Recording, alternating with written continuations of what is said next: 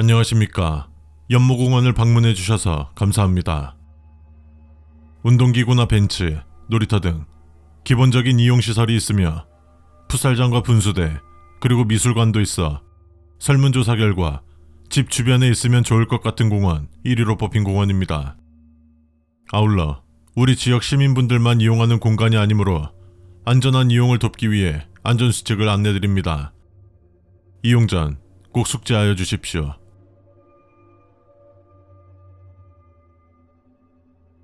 첫 번째, 공원에 들어오신다면 가장 먼저 보이는 것은 넓은 원형의 공터 왼쪽에 호수가 펼쳐져 있는 모습이 보일 것입니다. 들어오셨는데 호수가 없거나 호수가 오른쪽에 존재하고 있다면 잠시 공원 바깥쪽을 본 후 다시 입장해 주십시오. 1-1. 호수의 수질은 매우 깨끗해 물 아래가 훤히 보입니다. 만약 호수를 구경하는데 물이 너무 탁하다거나 탁한 걸 넘어 너무 오염되어 있다면 더 이상 호수를 보지 마시고 공원을 나가신 뒤 당일은 공원 이용을 삼가해 주십시오. 1-2. 공원에 입장하는 순간 여러분들의 그림자가 멀쩡히 잘 존재하는지 확인하십시오. 그림자가 존재하지 않다는 걸 알아채신 순간부터 주저하지 마시고 방금 들어온 입구가 아닌 그 옆에 출구라고 쓰인 곳으로 나가십시오. 두 번째, 공원에는 새들이 많이 있습니다. 간혹 그 새들에게 먹이를 주시는 분들이 있는데 가급적이면 먹이를 주지 마십시오. 2-1. 위 수칙을 무시하고 새들에게 먹이를 준다면 절대 까마귀들에게는 먹이를 주지 마십시오. 세 번째, 공원을 걷고 있는데 검은색 옷만 입고 마스크와 선글라스로 얼굴을 가린 남자가 알 수 없는 언어로 말을 건다면 그냥 무시하십시오. 절대로 되묻거나 대답하지 마십시오. 네 번째, 공원 산책로 중 숲으로 향하는 산책로는 없습니다. 간혹 숲으로 가는 길을 봤다거나 숲으로 산책을 간 지인이 돌아오지 않는다는 신고가 들어오곤 합니다만 산책 코스에 숲으로 향하는 코스는 없습니다. 혹시라도 산으로 이어진 길을 보신다면 절대 가지 마십시오. 다섯 번째, 풋살장은 오전 10시부터 오후 10시까지 예약제로 운영되고 있습니다. 예약자가 없어 풋살장이 비어 있더라도 예약을 하지 않았다면 절대 이용하지 마십시오. 우리가 쓰지 않는다고 아무도 이용하지 않는 것은 아닙니다. 5-1. 오후 6시부터 오전 7시까지 풋살장 조명이 켜져 있습니다. 마감 후에도 조명은 꺼지지 않습니다. 그러나 절대로 그곳을 이용하지 마십시오. 경고합니다.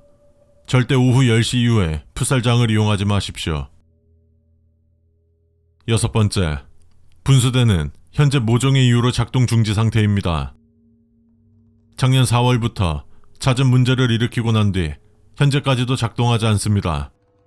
만약 분수대에서 물이 나오고 있다면 절대 가까이 가지 마시고 쳐다보지도 마십시오. 쳐다보면 들어가고 싶다는 강한 충동이 들게 될 것입니다. 만약 들어가신다면 그날 물에 젖은 옷은 하루가 지나기 전 반드시 버리십시오. 일곱 번째, 새벽 3시 이후부터 가급적이면 공원에 들어오지 마십시오. 설령 들어오셨다 해도 혼자는 절대로 안 됩니다. 사람이 북적거리는 아침과 다르게 어두운 공원에는 어떠한 위험이 도사릴지 모릅니다. 7-1. 새벽 3시 이후에 오시는 분들을 위한 안전수칙입니다. 만약 혼자 방문하려 했다면 반드시 본인 포함 3명이나 반려견과 함께 오십시오. 여덟 번째, 공원의 출구는 따로 없으며 입구이자 출구입니다. 즉, 입구 외에 저희 공원을 나가는 길은 없다는 말입니다. 간혹 입구 외에 출구라고 써있는 길을 봤다는 분이 계시는데 연락이 온 후 그분들에게 저희가 바로 연락드리고 있지만 하나같이 전부 연락이 되지 않았습니다. 입구 이외의 출구를 보신다면 절대로 그곳으로 나가지 마십시오. 이를 무시하고 출구에 발을 들이신다면 그 순간부터 이 세상에서 여러분의 존재는 지워집니다. 여기까지가 저희 연모공원 이용 안전수칙이었습니다. 위 수칙들을 잘 지키셔서 불이익 없도록 해주시길 바랍니다. 그럼 즐거운 시간 보내시길 바라겠습니다. 1995년 12월 강원도 땡땡 사단의 주요피 철책 구간에서 새벽 근무 중이던 병사 한 명이 아침 점호에 복귀하지 않았습니다. 눈이 무릎까지 쌓인 새벽이었고 초소 근처엔 바람소리 외에 아무것도 들리지 않았다고 합니다. 수색조는 해가 뜬 후 곧장 수색에 나섰습니다. 초소 안에는 아직 따뜻한 보온병과 바닥에 떨어진 무전기만이 남아 있었습니다. 철책 아래에는 끊긴 발자국이 있었지만 그 끝엔 아무 자국도 이어져 있지 않았습니다. 단지 발끝 방향이 철책 바깥이 아니라 초소를 향하고 있었다는 점이 이상했습니다. 그 사건 이후 공식적인 수사나 보도는 없었습니다. 대신 그날 밤부터 근무를 나서는 병사들 사이에서 짧고 단호한 규칙들이 구전되기 시작했습니다. 그들은 그것을 비공식 근무 수칙이라 불렀습니다. 누가 만들었는지는 아무도 모릅니다.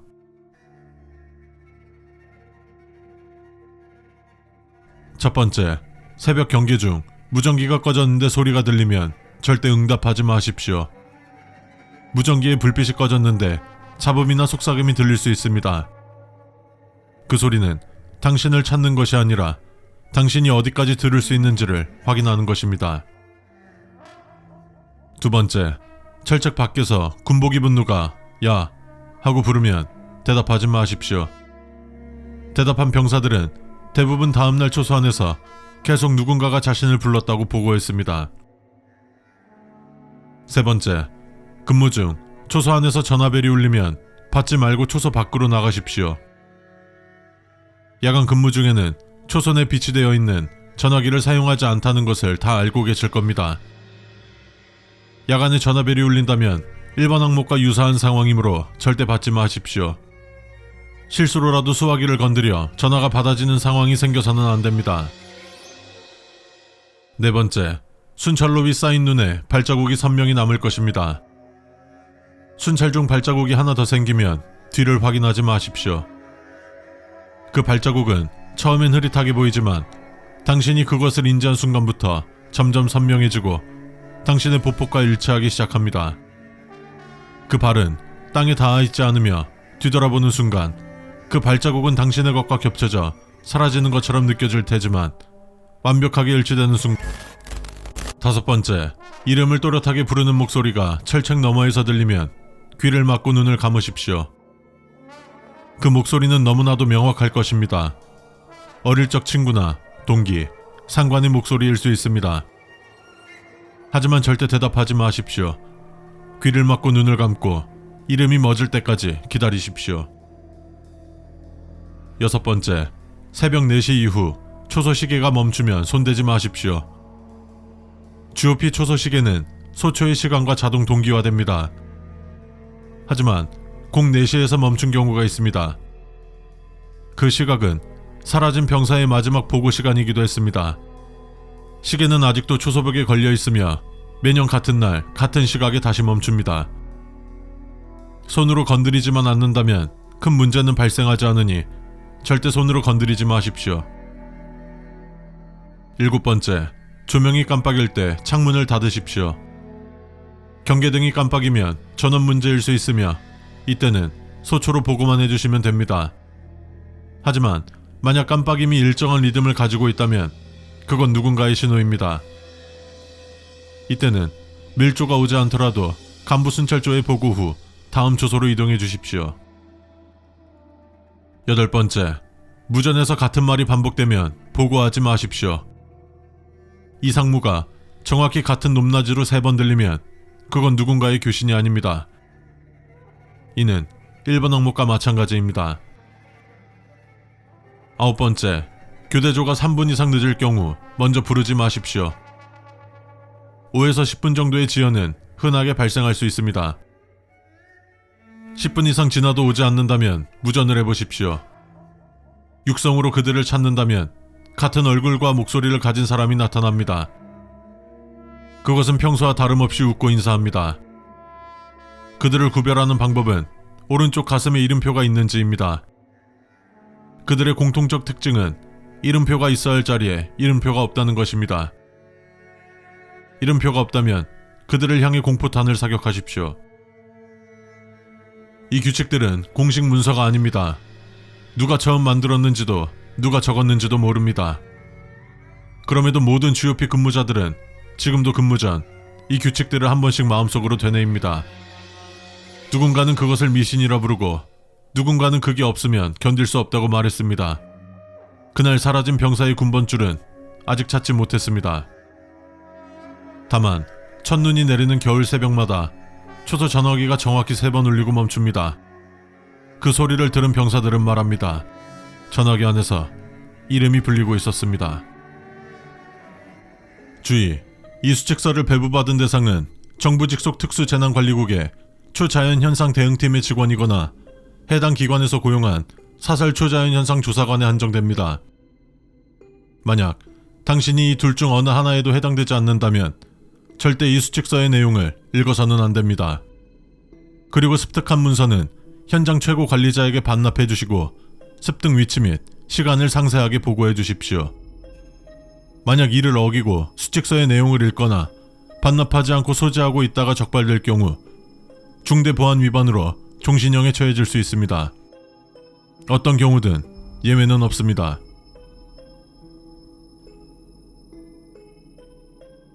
버나드 칸비가 지휘하는 초자연현상 조사팀이 조사 중이었던 수도원의 구관이 최근 발생한 지진으로 인해 80% 이상이 붕괴했음은 모두들 아실 겁니다. 하지만 그와 동시에 구관의 성당 바닥이 무너지면서 그동안 우리가 발견하지 못했던 비밀 석실의 존재가 발견되었고 이 석실의 조사를 여러분께 의뢰함을 알립니다. 다만 석실 내부 곳곳이 지진의 여파로 무너져 길이 막힌 상태고 이는 현재 특수재난관리국의 인원만으로는 해결하기 어려워 사설업체를 고용해 발굴 작업을 맡길 것입니다. 해당 수칙서에서 명시하는 여러분의 주 임무는 이 사설업체의 인원들이 발굴 작업 이외의 다른 일에 접근하지 못하도록 통제하여 초자연적 위험이 외부로 유출되는 참사를 막는 것입니다. 해당 수칙서의 취급 및 임무 담당은 2급 보안 등급 인원 한정입니다. 수칙서와 함께 첨부된 지도를 확인하시고 임무를 수행하십시오. 첫 번째, 비밀 석실 발굴을 위한 공사인부들의 작업 시간은 오전 7시부터 오후 6시까지입니다. 세부사항은 해당 수칙의 부항목을 참고하십시오. 1-1. 오전 7시보다 일찍 현장에 도착한 인부들이 있을 경우 7시 이전까지는 그들이 현장에 진입하지 못하도록 통제하십시오. 초자연 현상은 오전 6시에 완전히 소멸되지만 3급 보안 등급을 가진 조사관들이 구간을 의심받는 일이 없이 정리하는데 1시간 정도 소요되기 때문입니다. 3급 보안 등급 인원 전원이 현장 입구에 도착할 때까지 그 누구도 안으로 들이지 마십시오. 1-2. 작업 종료 시간은 오후 6시로 되어 있지만 가급적 인부들이 늦어도 5시 50분까지는 현장에서 전원 퇴장할 수 있도록 하십시오. 오후 6시부터는 위험구역을 모니터링하거나 석실을 조사하는 보안 등급 인원 외 그 누구도 수도원 구간에 잔류해서는 안됩니다. 1-3. 만약 관리감독을 맡은 2급 보안 등급 인원 중 부득이한 사유로 오후 6시를 넘겼다면 구간 지도에 표시된 규칙서의 방으로 속히 이동해 주십시오. 그곳은 비밀 석실의 조사 및 붕괴 구역 모니터링을 담당하는 인원들의 베이스 캠프입니다. 불행히도 여러분은 그들과 함께 원치 않은 야근을 해야겠지만 그것이 가장 안전할 것입니다. 두 번째, 인부의 관리 감독을 맡은 인원을 제외한 나머지 인원들은 구간이 붕괴된 구역 및 공동묘지의 조사를 맡게 될 것입니다. 붕괴 구역을 맡은 인원은 3번 항목을, 공동묘지를 맡은 인원들은 4번 항목을 참조하십시오. 세 번째, 붕괴 구역의 조사 작업은 주 야간으로 2교대 근무를 하게 되는데 이는 우리가 상대해야 할 초자연 위협인 울부짖는 자들의 발현 여부를 확인하기 위함입니다. 다만 해당 구역은 사람이 접근하기엔 위험하므로 드론과 감시 카메라를 이용한 모니터링 방식으로 조사를 진행합니다. 3-1. 만약 주간 근무 동안 여러분들과 함께 조사를 진행하는 동료 중 붕괴 구역을 직접 조사하려는 인원이 있다면 즉시 제지하고 상부에 보고하여 주십시오. 확실하지는 않지만 울부짖는 자들은 미약하게나마 주간에도 주변에 영향을 끼칠 가능성이 있다는 연구 결과가 나왔으며 해당 인원은 그 영향을 받았을 수 있습니다. 3-2. 드론은 주야간 상관없이 담당 인원의 조정 미숙으로 담당 구역인 붕괴 구간을 넘어설 경우 공동묘지로 진입하는 것을 방지하기 위해 시스템이 다운되도록 설정되어 있습니다. 하지만 일부 드론이 결함 등으로 셧다운 프로토콜이 작동하지 않는 경우가 있으므로 주간 인원들은 붕괴 구간 주변에 드론이 떨어져 있는지 확인하시고 발견하는 즉시 소각 처리하여 주십시오. 절대로 영상 데이터를 회수하려는 시도를 해서는 안됩니다. 야간에 일체 관측해서는 안되는 공동묘지에 영상이 담겨 있을 수도 있으니까요. 3-3. 야간 작업 인원 중 갑자기 미친 듯 울부짖으며 자신의 두 눈을 뽑으려는 자가 있다면 지체 없이 모든 영상 장비에 전원을 내리고 그날 기록한 데이터는 전부 삭제해 주십시오. 오염된 인원은 가급적 현장에서 사살하는 것이 그에게 가장 빠른 안식을 주는 것이지만 힘들다면 다량의 진정제를 투여하고 빠르게 상부에 보고해 주십시오. 나머지는 그들이 맡을 것입니다. 또한 해당 상황이 발생한 이후부터 붕괴구역의 야간 조사는 전면 중지될 것입니다. 4번째, 공동묘지의 조사는 오로지 주간에만 이루어집니다. 야간에 발현되는 그곳의 이상현상은 인간의 정신으로는 감당하지 못하기 때문이죠. 이것을 염두하고 담당 인원들은 공사 인부들의 퇴근 시간을 알리는 사이렌이 울리면 전원 해당 구역에서 퇴거하십시오. 5번째, 당연한 소리지만 해당 수칙을 배부받은 여러분의 보안 등급은 2급입니다. 그러니 석실 조사를 담당하는 상급 보안 등급 요원 및 조사관들의 베이스 캠프인 제2방에 진입하는 것은 물론 그들과의 대화도 일체 금지됩니다. 6번째, 만약 오전 7시가 넘어도 수칙 1-1번 항목에서 언급한 3급 보안 등급 인원들이 현장 입구에 나타나지 않는다면 즉시 상부에 연락하고 진입 통제를 유지하여 주십시오. 이후 수습은 상부에서 담당할 것이며 그날의 발굴 작업을 지연하거나 아예 중단하고 오로지 위험구역의 모니터링만을 진행할 것입니다. 6-1. 간혹 상부에서 인원 부족 및 도착시간 지연 등의 이유로 실종된 상급 보안 등급 인원들의 뒷수습을 지시할 수 있습니다. 이 경우 입구 통제 인원을 제외한 나머지 인원들이 구간 성당의 석실 입구 주변을 수색하고 정리하여 주십시오. 이후 상부에 보고하여 추가 지시를 기다리십시오. 6-2. 상부의 추가 지시로 석실 안까지 탐색해야 하는 경우 반드시 특수 손전등과 함께 여분의 배터리를 넉넉하게 준비해야 하며 이는 공사 인부들 역시 동일하게 적용되는 사항입니다. 만약 석실 내부에서 3급 보안 등급 인원의 시신을 발견했다면 그날 발굴 작업은 중단하고 인부들 모두 귀가 조치시키십시오. 6-3. 상부의 추가 지시는 6-2번 항목까지며 그 이상의 추가 지시는 없을 것입니다. 만약 이후로도 상부에서 추가 지시가 내려온다면 알았다고만 답하시고 그 어떤 행동도 취하지 마십시오. 상부에서도 이에 대해 책임을 묻지 않을 것입니다. 6-4. 6-3번 항목은 거짓입니다. 초자연적 위험은 우리가 행동을 취하지 않을 때 더욱 확산되는 것입니다. 상부에서 어떤 추가 지시가 내려오든 여러분은 반드시 그에 응해야 할 의무가 있습니다. 불이행의 대가는 가혹할 것입니다. 명심하십시오. 수칙서의 내용은 여기까지입니다. 수도원의 초자연 현상 위협을 확실하게 막기 위해 각자 보안 등급에 맡은 업무에 만전을 기하여 주십시오. 주의!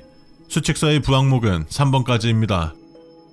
만약 N-3번 이후의 수칙을 발견하셨다면 해당 수칙의 내용은 절대로 따르지 마십시오. 상황에 따라 수칙서가 일부 수정될 수 있지만 누군가 혹은 무언가가 임의로 수칙서를 수정할 경우를 대비해 이런 규칙을 마련하였습니다. 절대로 N-3번 이후의 수칙 내용을 믿지도 이행하지도 마십시오. 주의!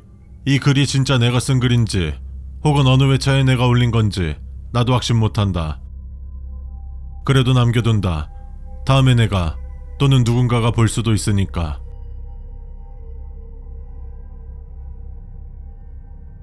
알바 공고는 너무 간단했다. 폐쇄 산악터널 내부 30분 촬영 100만원. 조건은 3가지. 00시 13분 정확히 입구 통과.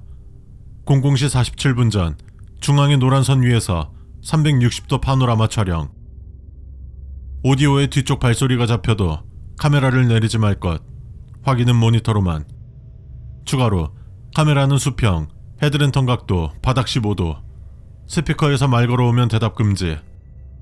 뭔가 꺼림직했지만 저런 규칙 따위는 중요하지 않았다. 지금 나는 돈이 급하니까. 자정. 산 능선을 타고 바람이 빠져나가는데 터널 입구만 안에서 밖으로 바람을 뿜는다. 폐쇄 터널인데 펜스 자물쇠는 없고 허리 높이의 녹슨 철사만 감아놨다. 의뢰인이 마지막으로 보낸 문구가 떠오른다. 허리 숙이지 마세요. 나는 등을 곧게 펴고 고프로 수평계가 초록불이 들어오는 걸 확인한다.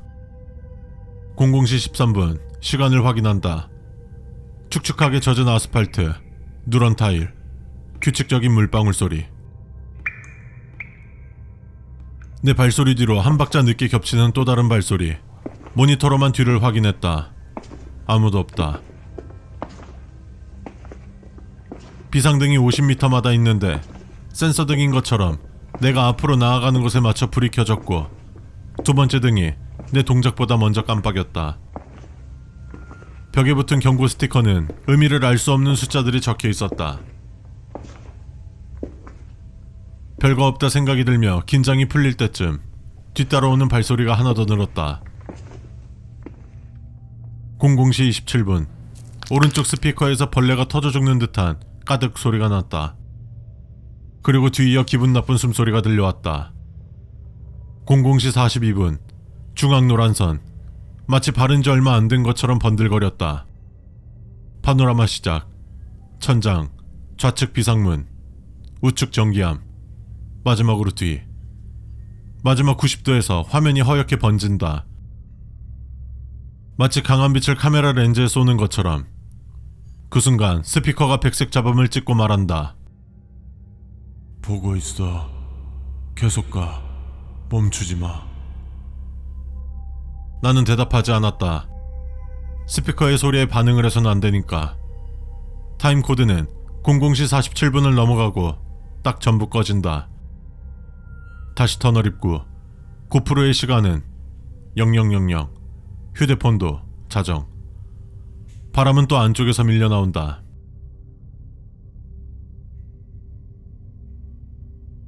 두 번째 진입. 규칙을 한 번 더 상기시킨다.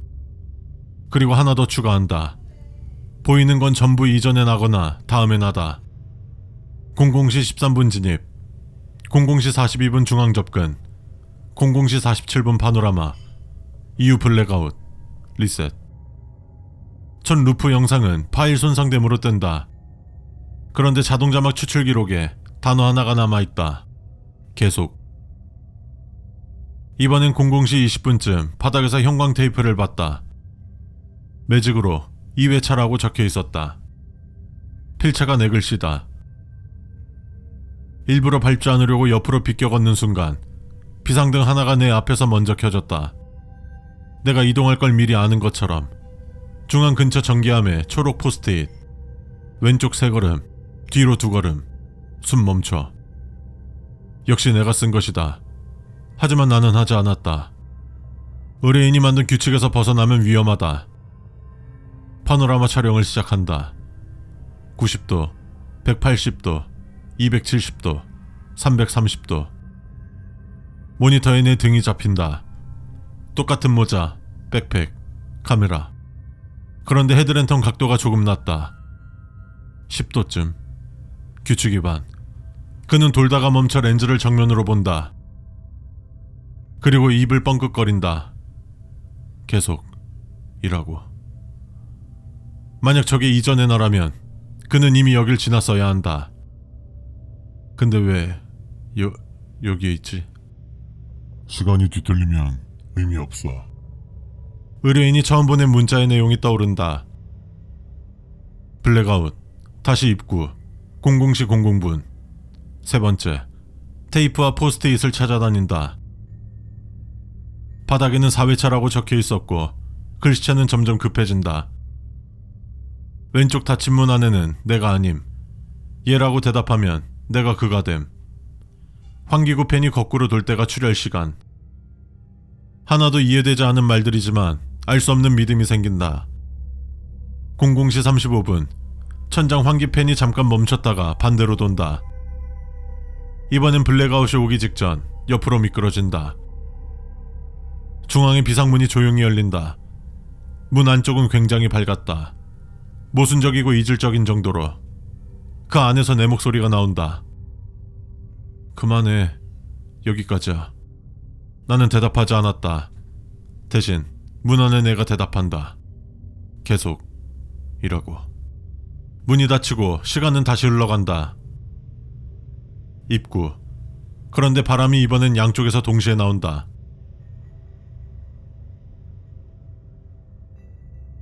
의뢰인에게 영상 촬영을 완료했다는 문자를 썼다가 지웠다가 결국 아무것도 안 보냈다. 결국 이해했다. 이 루프의 정체. 우린 서로의 문지기다. 아무도 대답하지 않으면 다음 순번은 입구를 못 찾는다.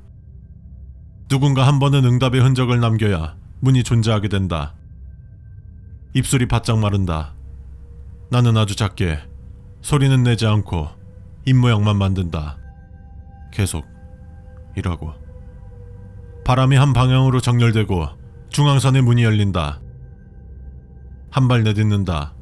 노란 페인트가 다른 노란 페인트로 이어지고 낮이다. 산 위 바람은 바깥으로만 흐른다. 휴대폰은 오전 11시 32분. 루프 시간이 아닌 다른 날. 고프로를 재생한다. 이번엔 끝까지 돌아간다. 마지막 프레임에 내가 아닌 내 뒤통수가 스쳐 지나간다. 의뢰인에게 파일을 보낸다. 고생하셨어요. 누군가는 나가야 누군가는 들어가요. 그럼 내 자리에는 누가 들어갔을까? 밤에 이 글에 댓글 알림이 뜬다. 형, 나도 이거 해보려는데 어때? 후기 좀. 이 수칙서를 발견했다면 당신은 정부에 의해 접근 및 출입이 철저히 금지된 저주받은 수도원에, 그것도 가장 위험한 시간대인 밤에 발을 들여놓았다는 의미일 것입니다. 당신이 정부에 고용된 초자연 현상 조사관이든 거주지를 마련 못한 노숙자든 혹은 이 수도원이 간직한 국보급 성유물을 노리는 도굴꾼이든 아무 상관없습니다. 이 저주받은 수도원에 발을 들인 것은 당신의 일생에 있어 최악의 실수이자 가장 어리석은 선택이 될 것이며, 지금부터 당신은 이곳의 주인이자 태고부터 어둠이 빚어낸 존재인 울부짖은 자들과의 목숨을 건 숨바꼭질을 시작해야 합니다.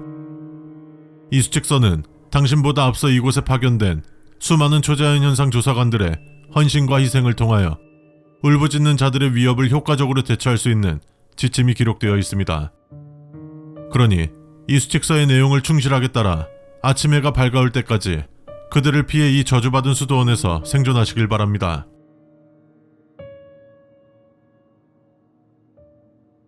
항상 빛이 있는 곳에 머무르십시오. 울부짖는 자들은 빛을 싫어합니다. 손전등이나 라이터, 야광봉 등 빛을 밝힐 만한 물건을 반드시 지참하십시오. 만약 빛을 낼 수 있는 것이 아무것도 없다면 수도원 내의 촛불을 이용하십시오. 수도원 곳곳에 양초와 함께 불을 붙일 부싯돌이 놓여 있을 것입니다. 앞서 설명했듯 당신은 이곳 수도원에서 아침 해가 밝아올 때까지 버텨야 합니다. 수도원 담벽 정문은 굳게 잠겨 열리지 않을 것이며, 담벽을 넘거나 무너진 틈으로 탈출을 시도한다면 당신이 마주치게 될 것은 탈출구가 아닌 당신을 망각의 심연으로 안내할 영원한 어둠일 것입니다. 반드시 아침 해가 뜨기 전까지는 수도원 안에 머무르십시오. 수도원의 방과 방을 드나들기 전에 반드시 문에 귀를 대고 그 너머에서 들려오는 소리를 확인하십시오.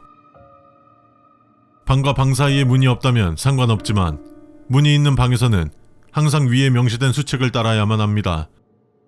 만약 문 너머로 형언할 수 없는 소름 끼치는 무언가의 소리가 들린다면 그 문을 절대로 열어서는 안 됩니다. 다른 문을 통해 그 방에서 빠져나가거나 그 소리가 잠잠해질 때까지 기다리십시오. 옷장이나 고해실 같이 몸을 숨겨줄 만한 가구나 구조물의 위치를 숙지해 두십시오. 이런 것들이 없다면 식탁이나 책상 밑도 괜찮습니다. 다만 숨을 상황이 온다면 빛을 낼 만한 물건을 반드시 챙기십시오.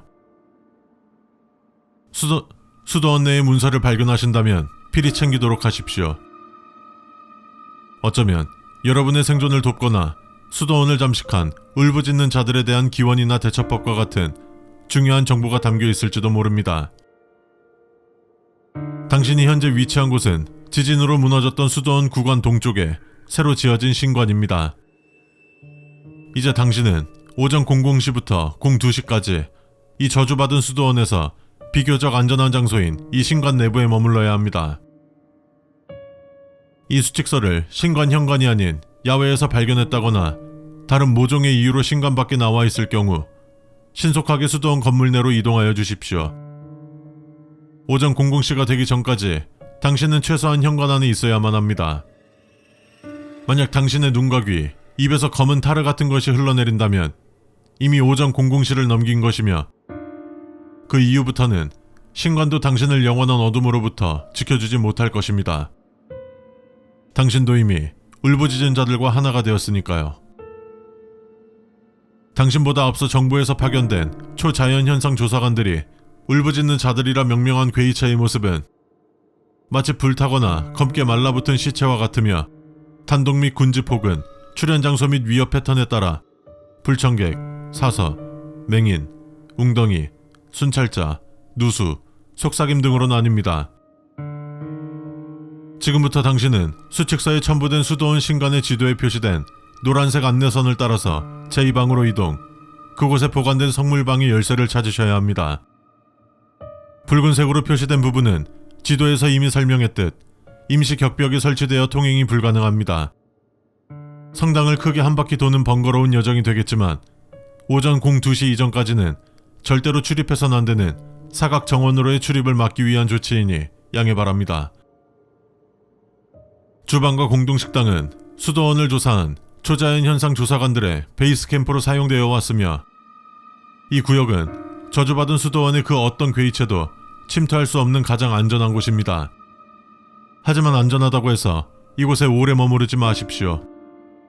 앞서 설명했듯 오전 02시가 지나면 당신은 신관을 빠져나와 성물방으로 이동을 마친 상태여야 합니다. 02시가 넘어간 수도원 신관 내부는 주방과 공동식당마저 안전하지 못합니다. 당신이 공동식당을 벗어난 순간부터 불청객을 주의해야 합니다. 괴이체는 수도원 전체를 배회하며 높은 빈도로 마주하게 되겠지만 가장 위험도가 낮고 대처하기 쉬운 상대일 것입니다. 1-2번 수칙에서 설명한 것과 같이 문을 열기 전 항상 문에 귀를 대고 소리를 듣는 습관을 들이십시오. 기괴한 소리가 들린다면 절대 문을 열어서는 안 됩니다. 5분에서 7분 정도 기다린 후 다시 문 너머의 소리를 확인하십시오. 조용하다면 불청객은 다른 곳으로 자리를 옮겼다는 의미이니 안심하고 이동하셔도 됩니다. 만약 문 너머로 들려오는 기괴한 소리를 듣지 못하고 문을 여는 순간 불청객은 단숨에 당신을 어둠 속으로 끌고 들어갈 것입니다. 간혹 문 너머의 불청객이 억지로 문을 열려 하는 경우가 있습니다. 문이 흔들리며 문 틈으로 검은 연기 같은 것이 새어나온다면 신속히 달려가 문을 막으십시오. 해당 징후가 포착되면 다른 곳으로 통하는 문들은 모두 열리지 않을 것이며 오직 불청객을 방으로 들이지 못하게 하는 것만이 당신이 살아남을 유일한 방법일 것입니다. 전력을 다해 문을 막으십시오. 문이 닫히면 당신은 안전한 것입니다. 그 이후 행동은 5-1번 수칙을 따르십시오. 제2방에 들어섰다면 성물방의 열쇠를 찾으십시오. 손잡이가 붉은색 보석이 박힌 세입 클로버 모양으로 장식된 은색의 열쇠입니다. 제2방에 보관된 열쇠는 오직 한 종류이고 여벌 열쇠가 여러 개 있으니 찾는 것은 어렵지 않을 것입니다. 제2방에서 필요한 것을 찾으셨다면 당신은 이제 오전 02시가 되기 전에 수도원 지도에 스타트라 표시된 장소로 이동하셔야 합니다. 그곳에 도착하셨다면 오전 02시 정각까지 작은 사각정원으로 통하는 문 근방에서 휴식을 취하며 체력을 회복하십시오. 정확히 오전 02시 정각이 되면 당신은 사각정원과 성당을 지나 소성당으로 이어진 출구로 수도원을 탈출하셔야 합니다. 지도에 파란색 안내선으로 표시된 최단 루트를 참조하십시오. 수도원을 탈출할 때엔 전속력으로 달리셔야 합니다. 정원에도 웅덩이가 몇 개 존재하겠지만 수가 적어 피해 다니기 쉬우며 무엇보다 이들을 안전하게 치울 시간적 여유가 없습니다. 5분 내로 목표 지점인 성물방에 도착하기 전까지는 절대로 속도를 늦추지 마십시오. 성물방까지 무사히 도착하셨다면 이제 오전 3시까지 그곳에서 휴식을 취하십시오. 이후의 행동은 성물방 내부에 비치된 구간 지도와 추가 수칙서에 따라 행동해 주십시오. 이 저주받은 수도원에서 살아남기 위한 숨바꼭질을 절반이나 완수하신 겁니다. 이후에도 신중하고 현명하게 대처하여 살아남으십시오. 행운을 빌겠습니다. 오늘도 여느 때와 같이 오목천역 앞 중학교에서 멘토링 활동을 마치고 집으로 돌아가는 길이었다. 수인 분당선에 몸을 맡기고 너무 힘들어 긴장을 잠시 풀었었다. 하지만 이 긴장을 풀지 말았어야 했다. 이번 역은 태릉 입구역입니다. 내리실 문은 오른쪽입니다. 응암, 신내 방면으로 가실 이상 감지. 인증 코드를 확인합니다. 기다리십시오. 승객 여러분께 안내 말씀드립니다. 우선 본 현상에 휘말리게 되신 것에 깊은 유감을 표합니다. 본 안내 방송은 교통이상재난안전본부에서 이상 재난 현상이 확인되어 열차 상태에 상관없이 자동 송출되는 안내 방송입니다.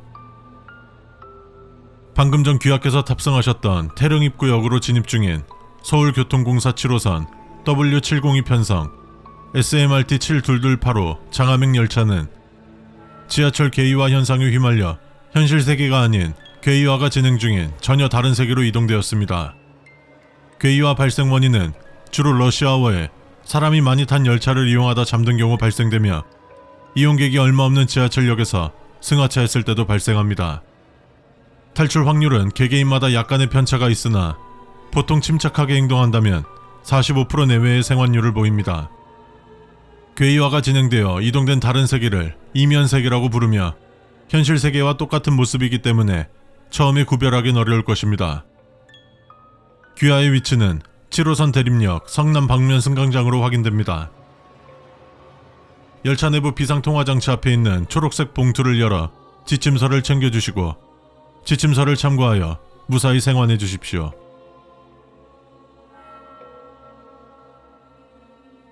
모든 상황에서 적용되는 절대적 원칙입니다.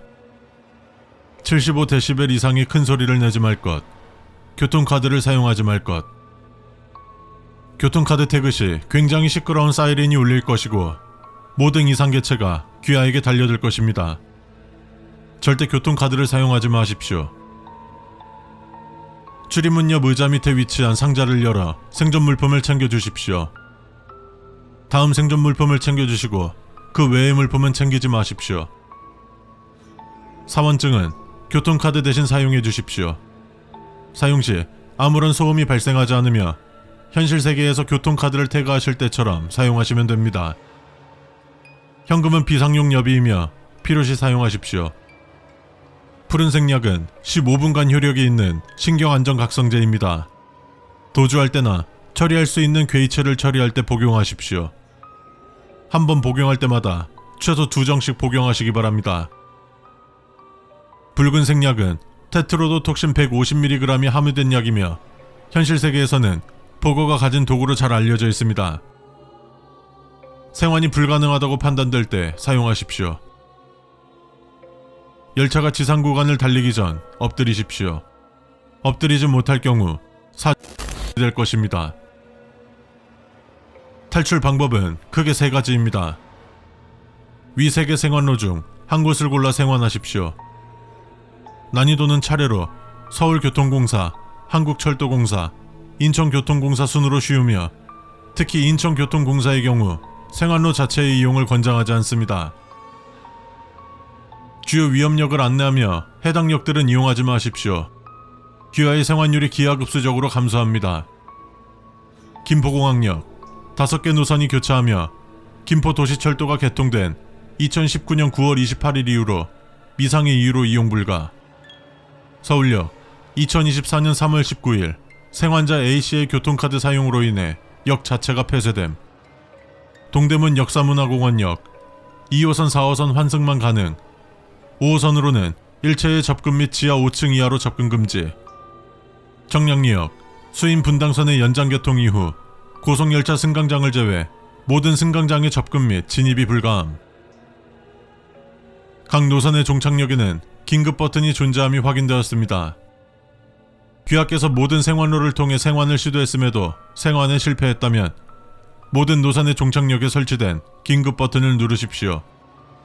긴급 버튼은 교통이상재난안전본부가 설치한 버튼이 아니지만 버튼을 누를 경우 87.3%의 확률로 역의 모든 시설이 현실 세계처럼 정상적으로 작동하며 버튼을 누른 지 2분 후 종착 열차가 역에 진입하게 되고 열차 내에 수많은 이상 개체들이 탑승해 있으며 출입문이 열리자마자 귀하를 향해 달려들 것입니다.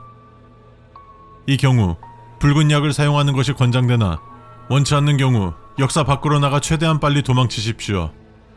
1시간의 삶이라도 더 즐기고 싶다면 말이죠. 반대로 12.7%의 확률로 역 전체가 요새화가 되고 버튼이 초록색으로 바뀌며 역 내부의 열차 정보 안내 스크린에서 전화가 연결되는 듯한 장면이 송출될 것입니다. 귀하께서 버튼을 누름으로써 우리와 한 라인이 연결된 것이고 이는 곧 생환에 성공한 것을 의미합니다. 구조 요청을 한다면 구조팀이 귀하를 구출할 것입니다. 인천교통공사를 통한 생환 방법입니다. 우선 여기까지 도달하신 것에 유감을 표합니다.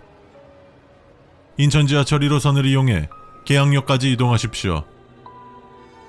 규련역 접근 전에 열차 진행 방향 기준 맨 앞칸으로 이동하시기 바랍니다.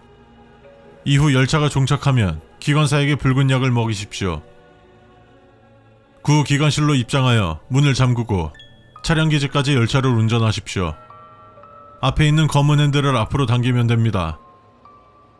그 후 차량 기지 내부로 진입하면 선로 끝을 향해 열차를 전속력으로 들이받고 출입문을 깨고 열차에서 탈출한 뒤 관리동으로 전속력으로 뛰십시오. 절대 뒤를 돌아보지 말고 뛰십시오. 관리동 내부로 진입했다면 화장실에 붉은색 약을 버리고 2층으로 올라가서 45분 동안 충동을 견디십시오. 수면 욕구도 함께 견디시기 바랍니다. 45분이 지나면 견디고 싶어도 눈이 감길 것입니다. 그대로 잠에 드십시오.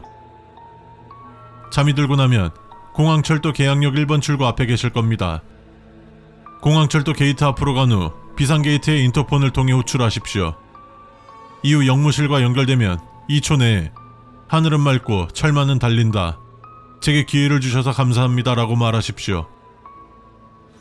위 과정이 시간 내에 이루어지지 않으면 그 이후의 안전은 장담할 수 없습니다. 위 문장을 말하면 게이트의 문이 열리는데 인천공항 2터미널행 열차를 타고 인천공항 2터미널역에 내리십시오. 게이트 앞에서 개의와 현상에 생환했습니다 라고 말하면 30초 내로 본부 소속 지원팀이 신속히 귀하를 도울 것입니다. 생환에 성공하면 국번 없이 4488로 연결하여 의료 지원 및 조사를 받아주십시오. 행운을 빕니다. 주의! 이 수칙서를 배부받은 대상은 정부 직속 특수재난관리국의 초자연현상 대응팀의 직원이거나 해당 기관에서 고용한 사설 초자연현상 조사관, 그 중에서도 3급 보안 등급을 보유한 인원에 한정됩니다. 그리고 당신이 발을 들인 이곳은 수많은 이들이 사망 또는 실종된 수도원의 구간 성당과 연결되어 있는 비밀 석실일 것입니다. 우린 이 석실이 고위험군 초자연 현상의 근원지라 판단, 가장 경험이 많은 초자연 현상 조사관을 파견하였고 그것이 바로 당신입니다. 만약 당신이 그런 부류가 아니라 해도 어쩔 수 없습니다. 자이든 타이든 이곳에 발을 들여놓은 이상 당신은 앞으로 울부짖는 자들의 근원지라 예상되는 이 위험천만한 곳에서 살아남기 위한 사투를 벌여야 합니다. 수칙서와 함께 첨부된 지도를 확인하시고 탐사를 수행하십시오.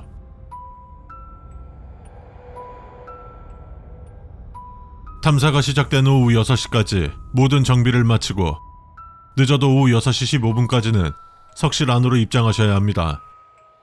만약 이 시간을 넘기고도 석실 밖에 머무른다면 울부짖는 자들의 물결이 당신을 덮칠 것입니다. 석실 밖에서 울부짖는 자들의 습격으로부터 벗어날 방법은 공동묘지에서 그것을 보는 것뿐이지만 그게 얼마나 어리석은 짓인지는 아실 겁니다. 당신이 3급 보안 등급 인원이라면. 출입구와 이어진 석실 내부에 탐사 인원을 위한 수칙서 및 조명 장비가 배치되어 있습니다. 다만 이 물품들은 기밀 유지를 위해 특수 잠금 장치가 되어 있는 보급 상자 안에 들어있으니 소지한 신분증으로 잠금을 해제하고 장비를 챙기십시오. 당신이 챙겨야 할 물품은 다음과 같습니다. 석실 내부 지도, 특수 손전등 및 건전지, 손거울, 구식 랜턴. 손거울과 구식 랜턴은 그것들을 퇴치하기 위한 무기이니 조명으로는 사용하지 마십시오. 온갖 초자연적 위협이 도사리는 비밀 석실을 최대한 안전하게 탐사하기 위해 4명의 인원이 필요합니다. 인력이 부족하다 해도 최소 2명은 있어야 합니다. 만약 탐사를 위한 가용 인원이 단 1명뿐이라면 그날은 석실을 탐색하지 마십시오. 상부에서 단독 탐사를 명한다 해도 무시하셔야 합니다. 본격적인 석실 탐사 이전에 단면도를 자세히 봐주십시오. 진입로와 제1석실을 제외한 나머지 구간의 계단실마다 총 계단수가 표시되어 있을 겁니다. 이동하시면서 단면도에 표시된 계단수와 당신이 실제로 걸어 이동한 계단수가 정확히 일치하는지 확인하여 주십시오. 만약 단 한 계단이라도 일치하지 않는다면 이전 석실로 다시 올라가 5분 정도 대기 후에 다시 내려가셔야 합니다. 이를 어기고 그대로 다음 석실로 진입한 탐사 요원들은 전부 행방불명 및 오염된 시신으로 발견되었습니다. 필히 계단수를 확인하십시오. 제1석실은 부제에 적힌 것과 같이 다수의 쪽방으로 채워진 석실입니다. 입구에 도착하자마자 지도를 펼쳐 내부 구조를 살펴주십시오. 붉은 사각형으로 표시된 방이 바로 당신이 도달해야 할 방으로 2단의 예배당 및 제2석실 통로로 이어지는 계단실이 위치한 곳입니다. 제1석실은 불청객과 순찰자의 구역입니다. 불청객은 쪽방의 사방으로 배치된 문 너머에 도사리고 있는 괴이체로 필히 문을 열고 다음 쪽방으로 넘어가기 전 문에 귀를 대고 기분 나쁜 소리가 들리는지 확인해 주십시오. 기분 나쁜 소리가 들린다면 다른 쪽방으로 우회하거나 아님 문 너머의 소리가 들리지 않을 때까지 기다려야 합니다. 이동 중에는 가급적이면 중앙의 쪽방 구간을 이용하시기 바랍니다. 복도 구간을 배회하는 순찰자는 수다원의 동일한 괴이체보다 이동 속도가 월등히 빠르므로 순찰자에게 추적당하는 긴급한 순간에는 쪽방 너머에 불청객의 존재를 확인할 여유가 없을 것입니다. 부득이하게 복도로 나왔을 경우 앞서 설명한 대로 중앙의 쪽방 구간으로 피신해 주십시오. 석실 가장자리에도 쪽방이 존재하기는 하지만 이곳은 대부분 불청객이 자리 잡는 곳이라 추천드리지 않습니다. 제1석실을 무사히 통과하였다면 제2석실을 지나기 전 2단의 예배당을 지나게 될 것입니다. 이곳에서는 어떤 일이 있더라도 반드시 정중앙으로 직진해 이동하여 주십시오. 예배당 벽면에는 수도원의 사서와 동일한 공격 패턴을 가진 괴이체 월 레처가 도사리고 있습니다. 만약 그것들에게 붙잡힌다면 전력으로 뿌리치십시오. 하지만 당신이 월 레처에게 3번 이상 붙잡힌다면 그때부터 뿌리치기가 거의 불가능할 것이니 주의하셔야 합니다. 제2석실은 미로 구간입니다. 석실에는 거대한 원형 미로가 배치되어 있으며 이 미로의 도착점인 정중앙에 다음 구역으로 이어지는 계단실이 위치해 있습니다. 제2석실 지도에 표시된 붉은색 선을 따라서 이동하십시오. 참고로 이 원형 미로는 오직 야간에만 존재하는 것으로 확인되었습니다. 제2석실 이후의 계단실을 내려다보면 단면도에 이름이 적히지 않은 작은 방과 다음 구간으로 내려가는 계단실로 이어지는 통로가 있을 것입니다.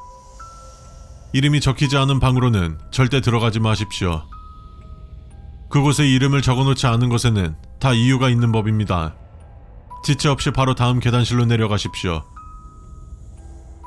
제3석실은 영원한 행진이란 이름이 붙은 강력한 환각이 작용하는 구간입니다. 물론 주간의 발굴 작업을 맡은 공사 인부들은 이 석실이 총 3개의 방으로 구성되어 있다 보고했지만 이 시간의 방은 여러분의 인내심을 시험할 끝없이 이어진 공간으로 변해 있을 것입니다. 제5석실은 도명태로 지어진 석실로 아직 발굴이 끝나지 않은 미확인 구간입니다. 하지만 이곳에는 수칙서의 최대한 언급을 피하려 했던 괴이체 광신도의 출몰 지역임을 확인했으니 이들 괴이체와의 전투를 준비하십시오. 광신도는 오로지 손거울로만 그 형체를 볼 수 있으며 구식 랜턴을 비춰야만 괴이체들을 퇴치할 수 있습니다. 또한 제5석실 곳곳에 배치된 향로는 해당 괴이체들의 움직임을 둔하게 만들기 때문에 가급적이면 향로와 바짝 붙어있는 것을 추천합니다.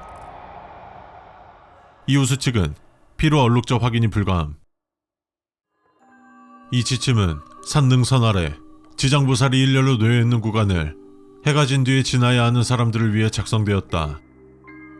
이 길은 오래전부터 조용하다는 말로 설명되었지만 그 조용함이 자연스러운 것이 아니라는 건 인근 마을 사람들은 이미 알고 있었다.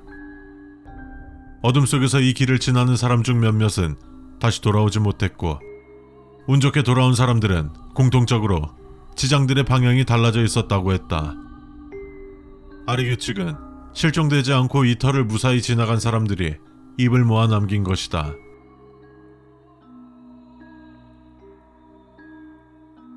첫 번째 지장을 볼 때 눈을 오래 마주치지 마십시오. 입구에 있는 첫 지장은 다른 지장들보다 고개가 덜 숙여져 있습니다. 어둠 속에서 보면 마치 당신을 확인하는 듯 보일 겁니다. 그 첫 번째 지장을 오랫동안 쳐다보면 점점 가까워지는 듯 보인다고 하는데 그것은 착각이 아니라 실제로 지장이 다가오고 있는 것입니다. 붉은 옷이 젖어 있는 지장은 피하십시오.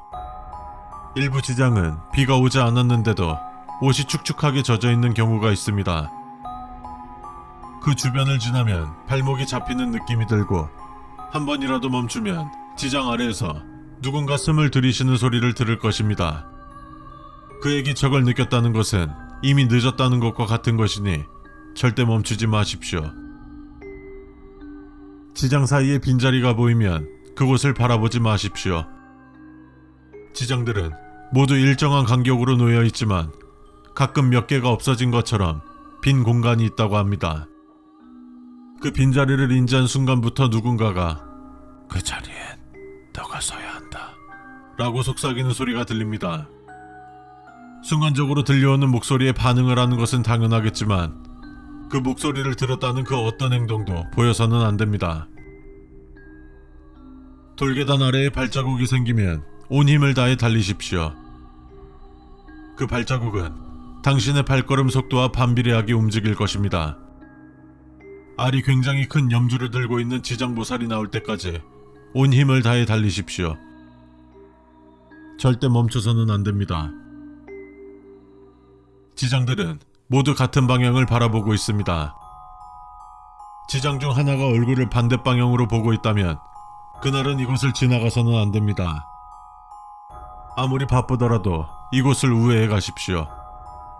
그 지장은 지난밤 사라진 사람의 방향을 보고 있으며 지장은 그것으로부터 당신을 지켜줄 수 없습니다. 어둠 속에서 아이의 울음소리가 들리면 걷는 속도를 늦추십시오. 소리가 들리는 반대 방향으로 미세하게 길이 휘어질 것입니다. 급히 달아나면 울음이 바로 옆에서 들리게 되고 그 순간 지장들의 얼굴이 모두 당신이 뛰는 방향으로 돌아가며 모든 지장들이 당신을 응시했을 때는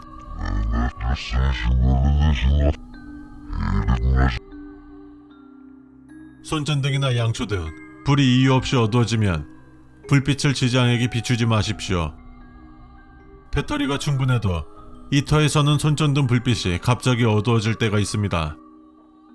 약해지는 불빛으로 지장을 비추면 비춘 부위가 하얗게 변하며 점점 사라질 것입니다. 신체 일부가 사라진 그 모습을 보게 되면 빛은 완전히 꺼지고 불이 다시 켜졌을 때 지장 하나가 바로 코앞에 서 있을 것입니다. 손전등은 땅 아래를 향하게 두십시오. 발 밑에 길만 밝히고 절대 지장을 비추지 마십시오. 지장들 사이에서 흐느끼는 소리가 들린다면 멈춰 서십시오. 6번 규칙에서 나온 아이의 울음소리와는 확연히 다른 소리입니다. 소리의 근원지를 찾고 그곳을 등지고 합장한 뒤 계속 발걸음을 옮겨주십시오. 이 소리가 날 때 계속 걷게 되면 소리는 점점 어린아이 목소리로 변하고 당신의 발걸음에 맞춰 울음이 끊기고 이어지게 됩니다. 그 순간이 위험합니다. 당신이 멈추지 않으면 그 울음은 당신의 발걸음을 따라 뒤에서 한 걸음 늦게 재현되기 시작합니다. 그러다 어느 지점에서 울음과 발소리가 동시에 멈춥니다. 그렇게 울음소리와 발소리가 맞아떨어지는 순간 그 자리에 있어야 할 지장보살이 사라져 있을 것입니다. 지장의 얼굴이 흙으로 덮여 보인다면 그 앞을 지나가지 마십시오. 어떤 지장의 얼굴은 진흙이나 낙엽으로 가려져 눈, 코, 입이 흐릿하게 보입니다. 그런 지장 앞을 그대로 지나면 누군가 어깨를 잡는 듯한 무겁고 둔한 감각이 느껴지며 확 뒤를 돌아보게 됩니다. 돌아온 사람들에 따르면 그날 이후 며칠 동안 사진을 찍으면 얼굴이 흐릿하게 나오고 거울에 비친 자신의 모습이 서서히 지장과 비슷한 비율로 변했다고 합니다. 그 뒤로는 그들의 집에 알 수 없는 지장보상살이 생겼다고 하며 그들은 온데간데 없이 사라졌습니다. 지장들 중 누군가 입을 벌리고 있는 것처럼 보이면 고개를 숙이고 통과하십시오. 지장들은 모두 단단한 돌로 만들어져 표정이 변할 수 없습니다. 입꼬리가 미세하게 벌어져 있는 지장이 보일 수 있습니다. 크게 벌어진 것이 아니라 그저 입술이 떨리는 듯 보일 정도로 아주 미세하게 열린 모양입니다. 이때 고개를 숙이지 않고 지나가면 지나온 직후 그 지장이 당신의 이름을 작은 목소리로 부르기 시작할 것입니다. 이것은 들은 사람이 아니라 옆에 있는 사람이 더 정확히 듣는다고 합니다. 아직까지 그 목소리를 들은 후에 어떤 일이 발생하진 않았지만 매우 고요한 밤, 특히 잠자리에 누워있을 때 어디선가 자신의 이름을 부르는 소리가 들린다고 합니다. 마지막 지장을 지나면 절대 뒤돌아보지 마십시오. 지장터의 끝부분은 갑자기 어둠이 더 짙어집니다. 지나고 나면 길이 평범해지지만 뒤돌아본 순간 지장들이 방금 전보다 더 가까이 당신에게 다가와 있을 것입니다. 그리고 그 중 하나는 고개를 들고 있으며 당신의 시선이 머무르는 동안은 괜찮겠지만 시선이 다른 곳으로 향하게 된다면 그는 순식간에 당신에게 달려들 것입니다. 지장보살은 본래 죽은 이를 위로하고 길 잃은 혼을 달랜다고 알려져 있다. 하지만 이 터의 지장들은 길을 비추는 존재가 아니라 어두운 길에서 사라질 사람을 고르는 존재에 가깝다. 당신이 무사히 돌아왔다면 그건 운이 좋아서가 아니라 오늘 밤 지장들이 당신의 이름을 부르지 않기로 결정했기 때문이다.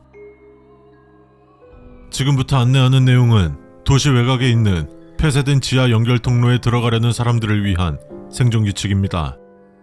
이 통로는 1998년 사고 이후 공식적으로 폐쇄되었지만 최근 들어 마약거래, 무단 촬영, 실종 사건 등으로 인해 밤마다 사람들의 발걸음이 끊이지 않는 장소가 되어버렸습니다. 그리고 지난달부터 한 가지 기괴한 방송이 이곳에서 들리기 시작했습니다. 누군가가 녹슨 스피커에 직접 연결해 만든 듯한 깨진 음질의 안내방송입니다. 당신이 그 통로 안에서 그 방송을 듣게 된다면 그건 길을 잘못 든 것이 아니라 이미 누군가의 뒤를 밟고 있다는 신호입니다. 아래의 규칙은 그 방송과 마주친 사람들이 남긴 기록을 바탕으로 정리된 것입니다. 절대로 장난으로 여기지 마십시오. 당신의 생존 여부가 달려 있습니다.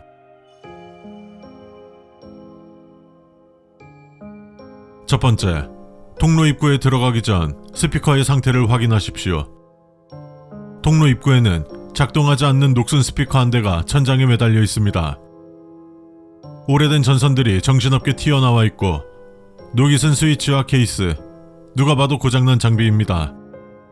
하지만 이 스피커가 켜져 있다면 이미 내부에서 무언가가 깨어났다는 뜻입니다. 스피커에 불이 들어와 있거나 웅웅거리는 미세한 전류 소리가 들린다면 그 즉시 되돌아가십시오. 스피커가 켜져 있다는 건 그 통로 안에 지금 이 순간 누군가가 걷고 있다는 신호입니다. 그게 사람이라는 보장은 없습니다. 두 번째, 통로에 들어섰을 때 발걸음 소리가 하나 더 들리면 절대로 멈추지 마십시오. 지하 통로는 구조상 울림이 심합니다. 하지만 최근 실종자의 공통된 기록이 하나 있습니다. 그들은 모두 발걸음 소리가 하나 더 들렸다고 했습니다. 그 발걸음 소리는 사람의 발걸음 소리와 유사하지만 항상 반대 방향으로 나아가는 소리였다고 합니다. 즉, 당신이 앞으로 나아갈수록 그 소리는 점점 뒤로 멀어지는 느낌일 것입니다. 그 소리가 들리기 시작하면 이곳엔 당신 혼자가 아닙니다. 그것은 당신을 거꾸로 따라오고 있는 것입니다. 절대로 멈추지 마십시오. 멈추는 순간 그 소리는 순식간에 당신에게 달려들 것이고 그 뒤로는 어떻게 되는지 알 수 없습니다만 한 가지 확실한 것은 실종자가 한 명 더 늘어난다는 것입니다. 세 번째, 통로 중간의 갈림길에서 거꾸로 걷는 사람을 보게 된다면 절대 쳐다보지 마십시오. 통로 중간에 작은 갈림길이 있습니다. 이 지점에서 실종자들은 예외 없이 거꾸로 걷는 사람을 목격했다고 합니다. 거꾸로의 모습은 물구나무를 선 모습이기도 했고 뒤로 걷는 모습이기도 했고 상하 혹은 좌우가 반전된 모습 등 목격자마다 모습은 다양했지만 거꾸로는 동일했습니다. 빛도 바람도 없는 그 공간에서 어둠 속에 희미하게 비치는 형태 하나. 가장 이상한 점은 그 사람은 뒤로 걷고 있는데 양 발의 방향은 앞을 향하고 있다는 것. 즉, 발은 앞으로 걷는 자세인데 몸 전체는 뒤쪽으로 밀리는 모양으로 이동합니다.